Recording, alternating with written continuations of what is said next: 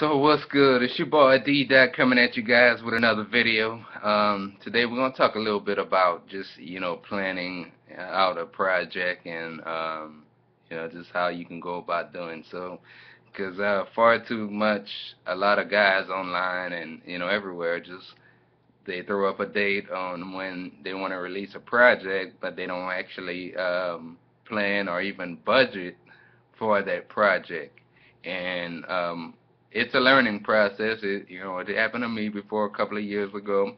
But what you have to learn how to do is really look ahead and see how much money you have at first versus when you want to release it, and then kind of go from there in terms of, okay, well, I'm gonna hit the studio up such and such a day or this week, and I'm gonna spend X amount of dollars on studio time. I'm gonna spend X amount of dollars on production. I'm gonna spend X amount of dollars on promotion. And then there are other things here and there as far as the whole final process of it, like your mastering, your mixing, things like that, before you release it.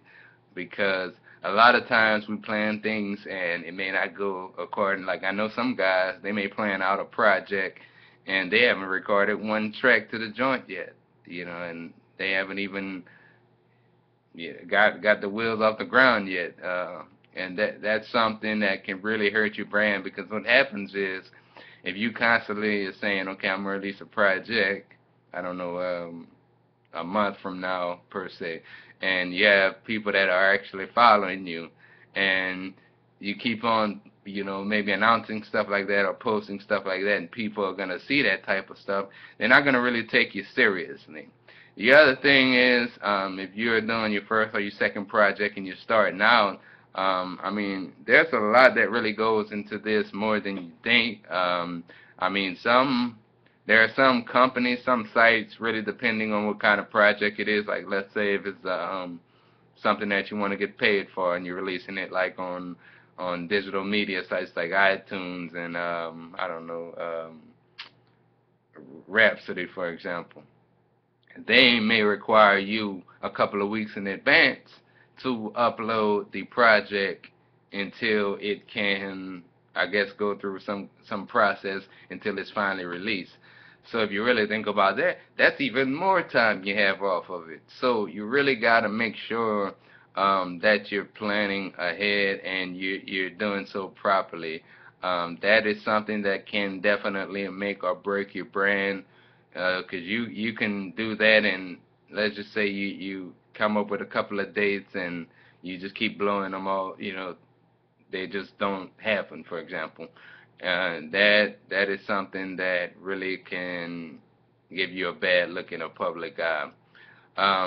As far as budgeting for your project, a lot of guys, for example, there are a lot of guys that do really plan and really map out what they're doing, and big ups to you. I mean, I know a couple of them myself that they've learned over the process of making mistakes through the years, and there's nothing wrong with that at all. I mean, we all have to learn through experience in order to get better, but you're definitely gonna want to aid, kind of like I was saying, maybe look, I don't know, maybe 3, 6, 8 months down the line, and just budget out your money correctly. Like, we all got to live, so if you have a little bit of club money or just money that you want to go out and do something with your friends or your family or whomever, definitely put that aside, but also prioritize. A lot of guys, they may put those other things before their music, and I've said it on my previous videos, things like tennis shoes, video games, buying weed, buying things really that give them instant gratification rather than things that can help them long term in their career. And they wonder why they're going in circles here, round and round, round, no progress going on. And again, people do notice that. You put your money in the right places for you, it will work for you. It's a big difference between, one of the things a lot of guys online don't really get yet, it's not everybody once again, but you can spend all day tweeting links to people, DM people on Facebook your music, but if you don't, yeah, that like paying for promotion, for example, you can pay 50, 60 bucks to a website. There's a lot of websites out there, independent hip hop websites, and you can reach 50 to 60,000 people just like that, depending on the term of how long they'll let you leave your banner up there, and get more people, reach more people that way than spending all day online wasting time when you can be doing something productive. Because I'm going to just be honest with you, tweeting links and DMing links to people is not the most effective thing. And a lot of times it actually gets annoying because people just don't want to be bothered. A lot of times they want to get online, socialize with their friends, and things of that nature. And it's a lot more cost effective. I mean, there's several sites. Even SoundClick I use, for example. For $10, you can reach up to, what, 20,000 people. And they have other plans available going up. I think $20, $30 for it. They even have a front page spotlight. You can do things like Facebook ads. It's not expensive. I know all hip hop. I mean, just check on a lot of different hip hop websites that may offer things like advertising and marketing. You have to work smarter, not harder. And again, posting tweets online all day is not very effective. A lot of times people don't really care about your music. Getting fans is something that has to be kind of earned and worked with through the years. If you've been doing music for 90 days or 6 months or a year, you probably don't have a fan base. And a lot of guys need to start picking up books on marketing, watching a lot of videos on marketing to learn how to do a lot of this stuff properly, because making music is more than just being an artist or a producer. There's a business side to it, and that's what's really, like, with all the oversaturation of artists and producers in the game. You have one side of producers that do have that kind of understanding of marketing, branding, and all those types of things, and then you got the other segment who don't really have any type of knowledge on that kind of stuff.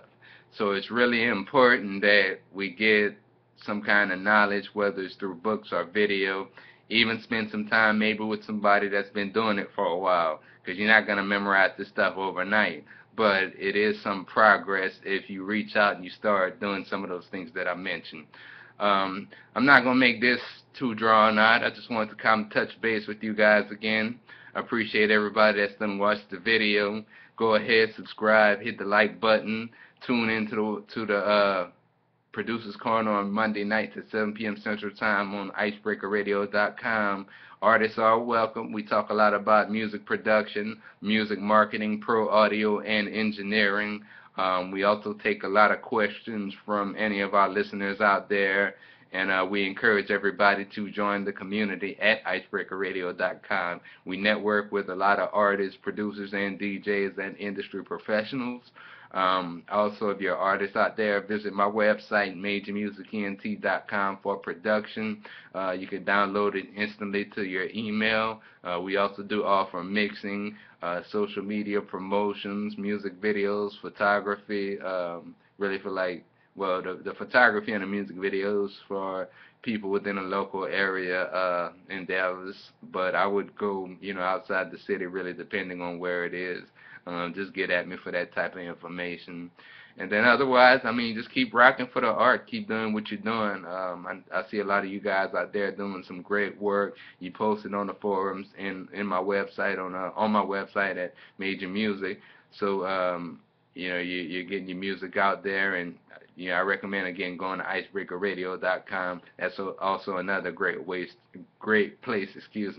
to network. Without much further ado, I'm not going to, again, tie y'all up too much longer. Appreciate the support. It's your boy D. Dot, and I'm out.